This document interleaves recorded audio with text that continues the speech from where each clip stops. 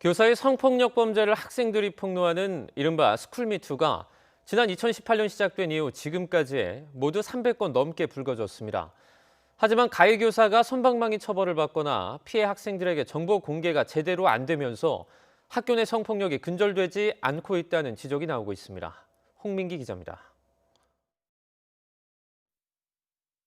지난 2018년 서울의 한 중학교, 도덕교사 A씨가 수업 시간에 여학생들에게 여자는 여신처럼 예쁘고 쭉쭉 빵빵해야 한다는 등 성희롱을 했다는 폭로가 나왔습니다.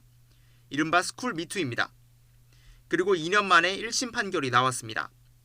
법원은 A씨에게 징역 6개월에 집행유예 2년을 선고했습니다.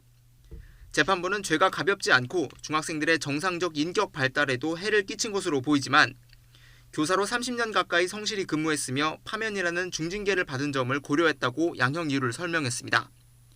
하지만 판결 직후 시민단체를 중심으로 처벌이 약하다는 비판의 목소리가 나왔습니다. 성실히 근무했다는 증거가 그 사람이 이번에 미투했을 때 현재 이번에 미투했던 학생들에게만 그런 말을 했을 것이라고 생각지 않고요.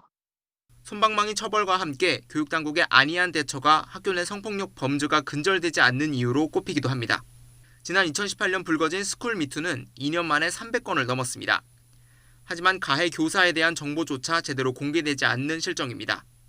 해당 학교에서는 그 당시에 대충 이렇게 소문들이 돌았을 거 아닙니까? 공개가 되면은 또 알려지게 된다는 얘기 같아요. 땡땡땡이 누구 이런 걸 다 안다는 얘기지. 전문가들의 생각은 다릅니다.